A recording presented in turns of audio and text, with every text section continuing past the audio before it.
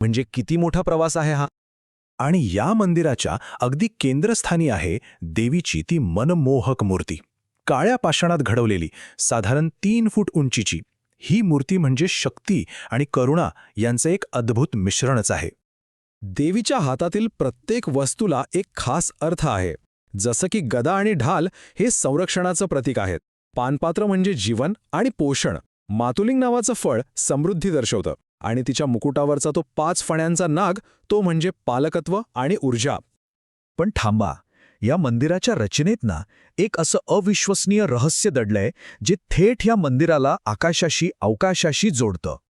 वर्षातून 2दा इथे कसा चमत्कार घडतो जो आजच्या इंजिनियर्सना सुद्धा थक्क करून सोडेल. तो म्हणजे किरणोत्सव. आणि हा सोहळा एक मोठा प्रश्न निर्माण करतो की अरे, कित्येक शतकांपूर्वी बांधलेलं हे दगडी मंदिर मावळत्या सूर्याचं स्वागत करण्यासाठी इतकं परफेक्ट, इतकं अचूक कसं काय असू शकतं. ही जी प्रक्रिया आहे ना, ती तब्बल 3 दिवस चालते. एकदम अद्भुत आहे.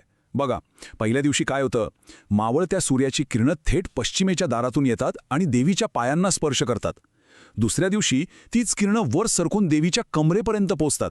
आणि तिसऱ्या दिवशी तर ही सोनेरी किरणं देवीच्या संपूर्ण मूर्तीवर पसरतात. तिच्या चेहऱ्याभोवती जणू एक दैवी तेजोवलय तयार होतं. असं वाटतं जणू काय सूर्यदेव स्वतः देवीला वंदन करायला आलाय. हा तर झाला खगोलीय चमत्कार.